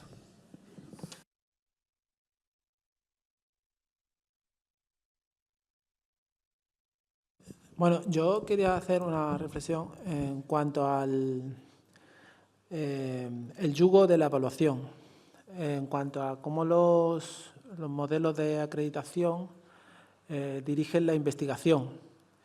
Cuando O sea, las investigaciones a veces no hay un método, es decir, no hay un modelo que garantice un éxito de que puedas llevar a cabo una investigación bien, o, digamos, simplemente hay un procedimiento que tú lo compartes, pero hay, a veces siempre tengo la sensación que el yugo de la evaluación modula los resultados para que esos sean reconocidos. A veces o sea, parece que hacemos ciencias para que seamos evaluados, cuando en realidad el problema de la evaluación debería ser el de otros. Y ahí entran problemas de juicio, es decir, a ver cómo, o sea, el problema del juicio lo tienen los otros. Y a lo mejor tienen que modular en función de cada proyecto. No sé, me da siempre la sensación que cada proyecto a veces es un mundo y tiene una dificultad. Que entremos en tábulas que nos homogenice, siempre va a quedarse corta. Parece que hacemos cosas para trabajar como máquinas. Y olvidamos la situación de los afectos, de la situación de la transferencia, o sea, ¿qué pesa más? ¿Un JCR o convertir un terraplanista? ¿Sabes? Es decir, no sé, es decir, ¿y eso cómo se mide? ¿Qué índice tenemos para que esa persona...? No sé, hay un poco... A mí me pesa mucho estas cosas, es decir, casi que el deseo de compartir y de abrir debería ser, a veces, o sea, innato, debería ser ajeno al cómo nos evaluamos, o sea, debería ser propio al fin universitario, no al fin evaluativo, que me incomoda mucho, la verdad. Sí, aquí creo que los dos, Francisco y Manuel, estáis completamente de acuerdo, vamos, en que debía ser la evaluación, debe ser el resultado final y no debe ser lo que modula la investigación.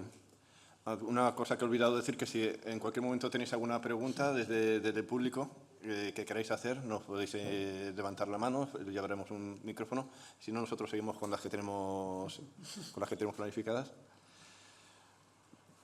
Y bueno, esperamos que, de todas formas, que una vez habéis hecho el trabajo de investigación, la idea es que desde las bibliotecas, desde los que preparamos las herramientas, os podamos ayudar de forma correcta. No sabemos si tenéis claro, cuando habéis tenido dudas, sea con herramientas del Consorcio Madroño o con otras herramientas como Zenodo, con otros repositorios, si habéis tenido claro con quién tenéis que contactar, quién os puede ofrecer ayuda y si os han ofrecido la ayuda que necesitabais cuando la habéis preguntado.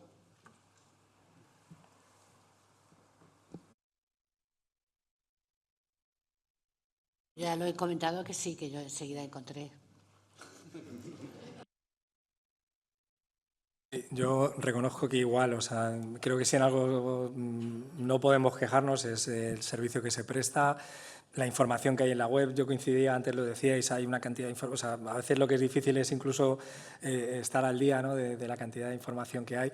Pero yo sinceramente creo que el cuello de botella no está ahí, ¿no? O sea, yo creo que el trabajo que se está haciendo es extraordinario, hay buena información, hay buen asesoramiento, creo que hay buen diálogo, pero un poco retomando, y perdona que vuelva, o sea, porque creo que no está, o sea, lo único que podemos es agradeceros el trabajo que hacéis, ¿no? O sea, y a veces me consta que cuando no se llega en alguna cuestión tiene que ver pues porque no hay recursos a lo mejor suficientes para hacerlo, ¿no? Y porque es verdad que hay cambios que son más estructurales y que no son de matiz en una herramienta, ¿no? Ya nos gustaría que muchas veces las cosas fuesen incrementar una funcionalidad en una herramienta, ¿no?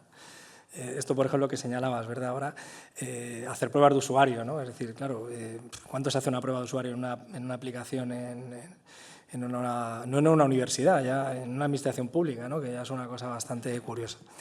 Pero yo creo que ahí no está dando el cuello de botella como lo que se señalaba ahora, ¿no? Yo suscribo plenamente lo que comentabas, o sea, creo que ese es el problema, que corremos el riesgo de que esta buena iniciativa y este buen modelo acabe de nuevo en correr detrás de indicadores, y eso es lo que hay que tratar de evitar, porque es verdad que muchas de estas... muchos de esos principios que señalabas están en todas esas declaraciones, ¿no? Cuando uno se lee, por ejemplo, no sé, las directrices top estas que mencionaba antes de COS, o cuando lees cualquiera de las declaraciones históricas que ha habido sobre conocimiento abierto y ciencia abierta. Básicamente venimos a decir siempre lo mismo, de 5 años en 5 años más o menos, ¿no?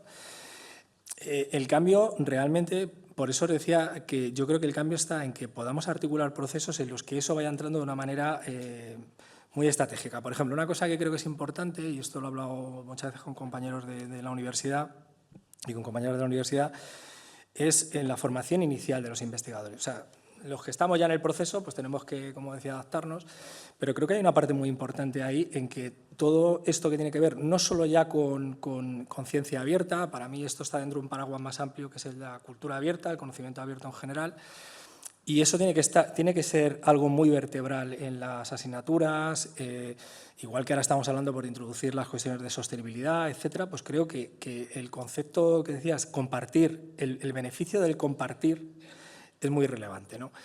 Y eso, claro, luchamos contra una forma de hacer conocimiento que se ha convertido, no nos equivoquemos, es una industria. El conocimiento es una industria durante 2 siglos, basado en algo económicamente muy rentable. Claro, cambiar eso es muy complicado, ¿no? Es complicado cuando lo aplicas a investigación, es complicado cuando lo aplicas a recursos educativos abiertos. ¿Cuántos repositorios, cuánta literatura hay sobre repositorios educativos abiertos en los últimos 25 años? No es una cuestión de tecnología, no es una cuestión de herramientas. Es una cuestión que si luego yo no potencio que la gente sus contenidos los publique en abierto, le ayudo a que lo haga, le explico cómo generar un recurso educativo que además pueda estar bien hecho. Si eso no tiene ese apoyo, todo lo demás queda muy bien. Yo creo, sin embargo, fijaros, y perdonad que me callo en el momento que alguien levante la mano, ¿eh? O sea, yo es que como soy de comunicación, hasta que se acaba el programa. Pero creo que hay una cuestión ahí que es muy relevante y es realmente en qué medida vamos a generar esa formación de verdad transversal. Vamos a coger en los programas de doctorado, por ejemplo, que creo que son claves, para lo que digo, para que un estudiante desde el origen le preguntes, vale, tú esto que quieres resolver, tú qué problema quieres resolver, para quién lo quieres resolver, y entendamos bien esa idea de los públicos de la ciencia. O sea, que no estás hablando solo para... Cuando pensamos en publicar, estamos pensando en indicadores, pero para dirigirnos a nuestros pares. Pero es que seguramente, y bueno, los ejemplos que habéis puesto yo creo que no pueden ser más evidentes, de estar dirigiendo a colectivos muy amplios, ¿no? Seguramente muchos conocéis una iniciativa que es paralela, que no es de datos abiertos de ciencia, pero es de datos abiertos en las universidades, que es Universidata, que estamos muchas de las universidades, por ejemplo, de la Comunidad de Madrid, y es un ejemplo de cómo los datos, en este caso de los que producen las universidades, no ya de investigación, pueden ser reutilizados para múltiples cosas.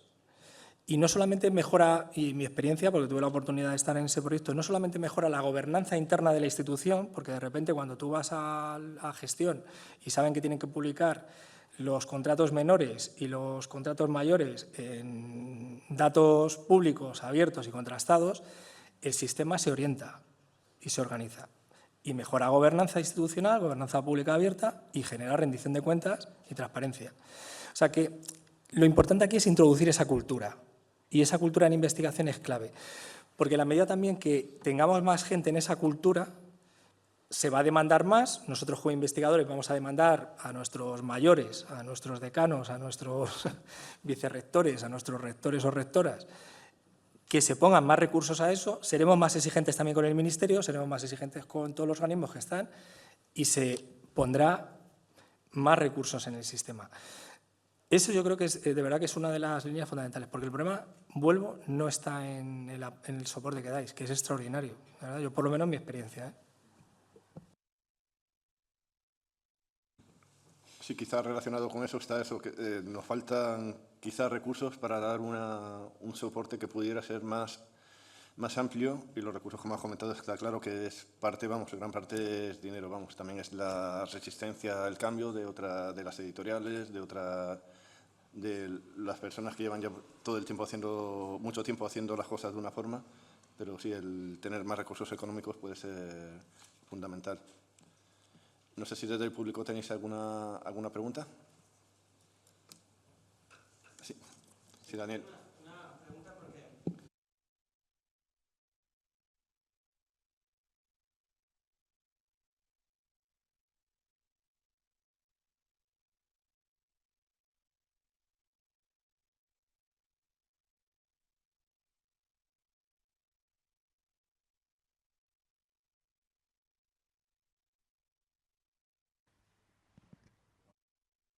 Ahora sí, vale, ahí está.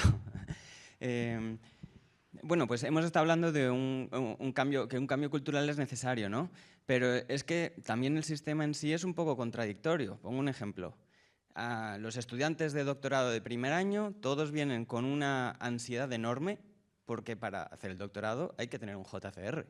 Entonces, claro, yo les digo, bueno, tenéis que mirar porque los congresos, al menos en mi área, que es en inteligencia artificial, tienen mucho más impacto, llegas mucho más a la comunidad, tenemos que promover esas prácticas. Y me dicen, sí, pero que yo para el doctorado necesito el JCR. Y el JCR.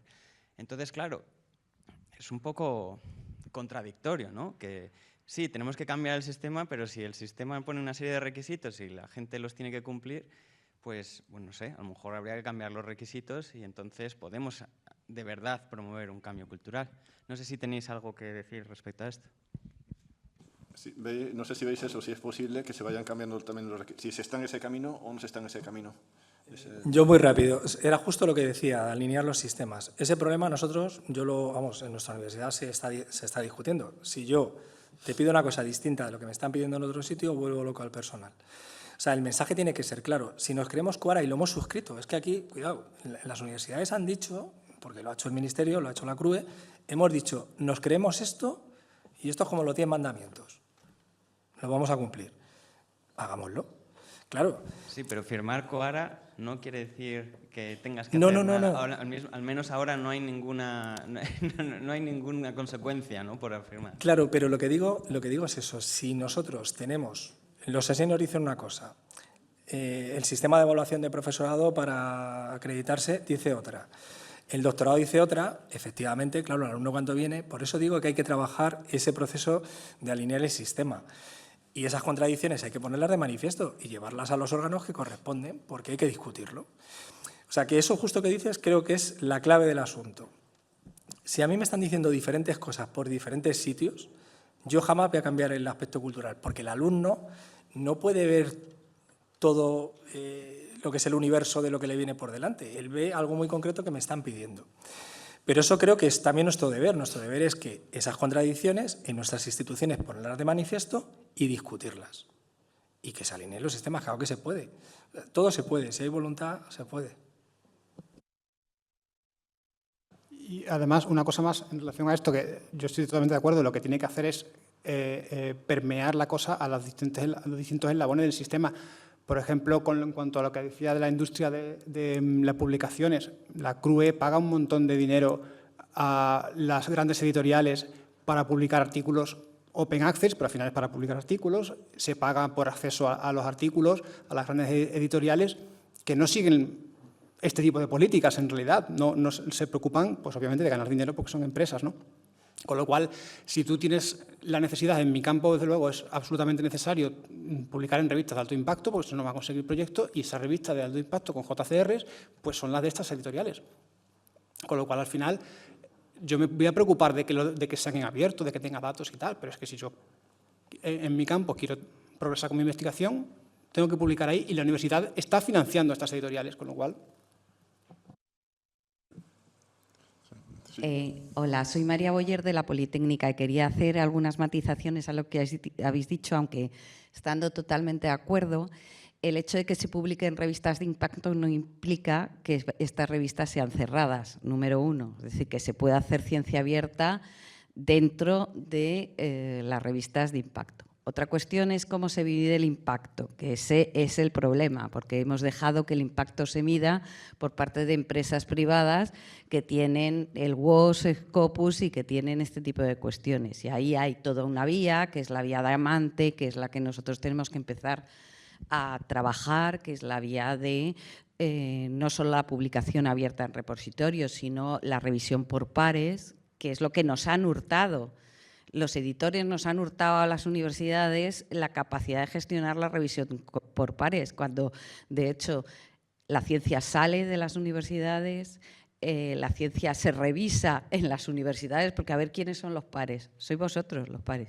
Gratis para Elsevier, Springer, Patatín, y luego la biblioteca va y compra a precio de millón no solo el acceso, sino luego los APCs. También quería matizar lo que has dicho, la CRUE no paga nada. Nada. La CRUE hace que nosotros paguemos y que paguemos salvajemente. Yo he visto los convenios en la página de la CRUE, por eso decía la CRUE. Pero no sé de dónde a sale la cada pasta. universidad, no, pero por eso quiero hacer este tipo de aclaraciones. A cada universidad le tocan unas cuotas que tenemos que pagar en función de lo que vosotros publicáis, lo cual es tremendo, porque quien más publica sale más perjudicado por ser más productivo, ¿vale? O sea, que es un sistema espantoso. Dentro de eso se están haciendo muchas cosas, lo que pasa es que acabar con un sistema que genera tantísimo dinero para los editores no es nada fácil, pero yo creo que dentro de eso se están haciendo cosas, que hay que hacer muchas más y sobre todo que hay que ser coherente, que la evaluación no puede ir solo por la vía de un tipo de publicación que es la que consiguen retener los editores, ¿no? Y más aún, iré y comentaré algo que ha comentado Remedios Melero el otro día en la lista de IWTEL. Es con Springer, no sé con qué editorial, o con Wiley, no sé qué editorial acaba de hacer un acuerdo con Microsoft para inteligencia artificial. Es decir, que... Pero es que cuidado, porque como en la cesión de derechos que se ha hecho por parte de los autores a las revistas no se han retenido los derechos, no hay cláusulas de retención de derechos, los editores pueden negociar con Microsoft o con quien sea con esas publicaciones. Ahora mismo la IA de Microsoft se está alimentando con lo que habéis escrito y nosotros pagado. O sea, es así. Entonces, cuando nosotros decimos que hay que hacer acuerdos transformativos de verdad que transformen algo, no como llama Eva Méndez con toda la razón, que los llama acuerdos transformativos, porque son un timo, hay que transformar todo el sistema, pero efectivamente el sistema no solo se transforma de abajo a arriba, el sistema hay que transformarlo de arriba a abajo. Y si no tenemos ese impulso político para decir... cambiemos el sistema, hagamos vía diamante, fortalezcamos los repositorios, establezcamos nosotros sistemas por pares que nos han hurtado unos señores de Holanda, unos señores de Alemania, nos saldremos de ahí, porque mientras nosotros vamos por esa vía, los chinos, indios, siguen publicando en granjas y granjas y granjas. Y en la Unión Europea, por lo menos, tenemos una protección grande a la hora de la financiación de proyectos respecto a este tipo de cuestiones. Pero fuera de la Unión Europea se atiende muy poco a que los datos estén en abierto.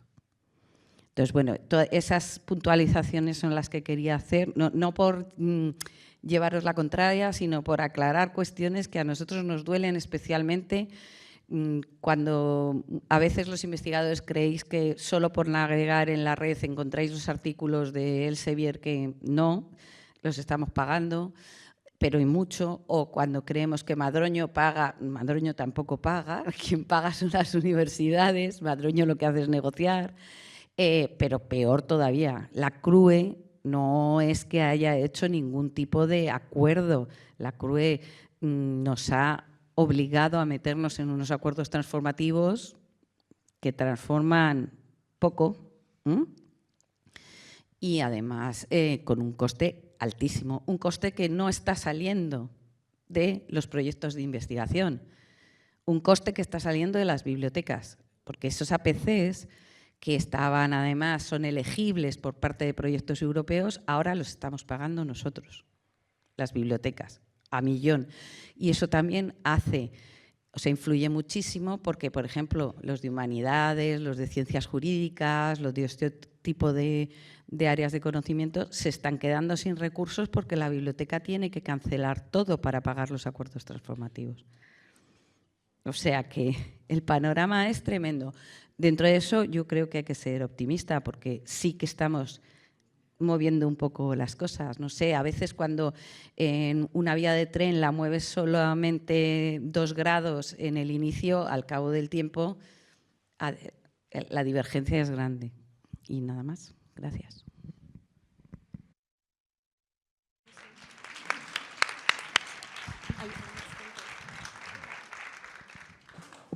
Hola, bueno, gracias a María, la compañera, por todo lo que ha dicho, porque creo que hay bastante desconocimiento también en el trabajo que hacen las bibliotecas, en la lucha que llevan haciendo las bibliotecas, primero con la ciencia abierta, primero con el acceso abierto, luego con la ciencia abierta, con el desarrollo de repositorios, con la evaluación responsable, que lleva ya bastante tiempo, mucho antes de lo de Coara. Ahora Coara resuena mucho, pero vamos, estamos hablando de métricas responsables del año 2015 o incluso antes, desde el 2012, cuando se inició con Dora, etcétera, etcétera.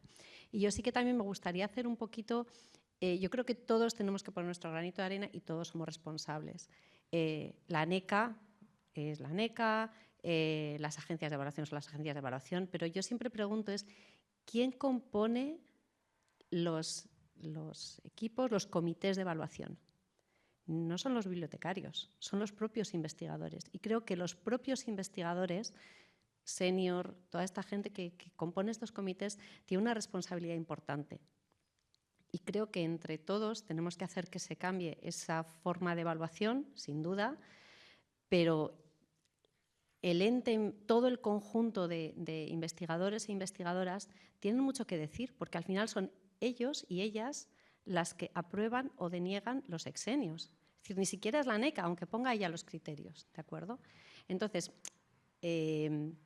todo este trabajo que vosotros habéis presentado, que es maravilloso y que es en pro de la ciencia abierta y que de hecho son los ejemplos que siempre estamos buscando, de hecho antes lo hablaba también con Manuel, he hablado ya sobre este tema, ¿no? Quiero eso, por favor, recordar que parece que es que además las bibliotecas somos malísimas, porque claro, pagamos esos millonadas por acuerdos transformativos. A ver, a mí me da igual, yo preferiría gastarme el dinero en otra cosa. Pero es que tenemos que dar servicio y tenemos que dar el servicio que pide el usuario, ¿de acuerdo? Y el servicio que nos pide la universidad. Entonces, pues eso, que lo recordemos todo un poquito y que en vez de echar balones fuera, que también digamos, a ver, ¿qué es lo que yo puedo hacer para cambiar esto? ¿De acuerdo? Soy profesor titular, voy entrando en comités, ¿cómo hago yo desde dentro para que todo esto pueda cambiar? Entonces, solamente se apunte, aunque había poco más que decir después de lo que ha dicho María. ¿Vale? Muchas gracias. Sí, muchas gracias a María, Alicia. Y es una pena porque el debate se estaba poniendo además ahora muy interesante, pero ya ha llegado la hora en la que tenemos que ir terminando. Parece que tenemos una última pregunta. Una última. Hola, buenos días. Muy interesante todo. Yo quería trasladar una cuestión que surgió en un webinar que hicimos en la Universidad Rey Juan Carlos sobre datos en abiertos y un compañero planteó que si ellos al parecer extraen muchos datos, pero de bases de datos de pago. Entiendo que si tú consigues los datos a través de un repositorio institucional o temático, concitarlo pues, ya es suficiente. Pero si son bases de datos de pago, ¿hasta qué punto yo esos datos que yo he extraído de esas fuentes puedo subirlos a un repositorio de acceso abierto? Estaba preocupado por la repercusión que podría tener si esas bases de datos pudieran decir que realmente estaba haciendo un uso no apropiado.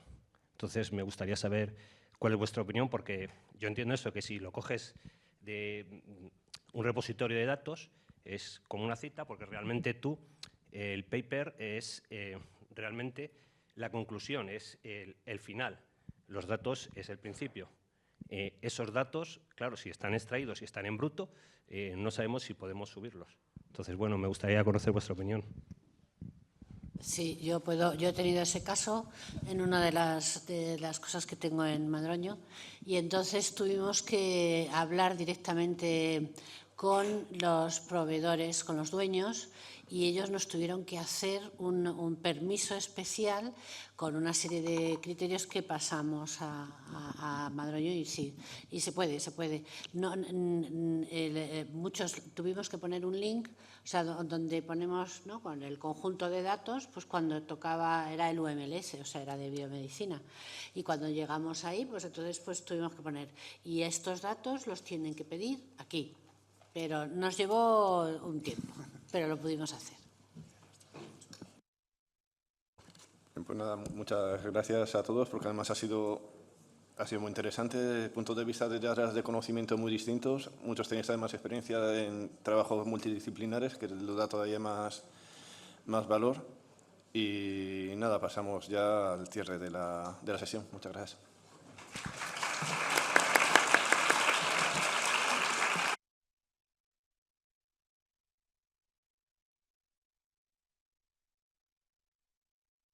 Gracias por haber venido, gracias a nuestras y nuestros ponentes porque han sido, como bien decía Juan, interesantísimas y nos vemos en la próxima jornada del Consorcio Madroño. Muchísimas gracias.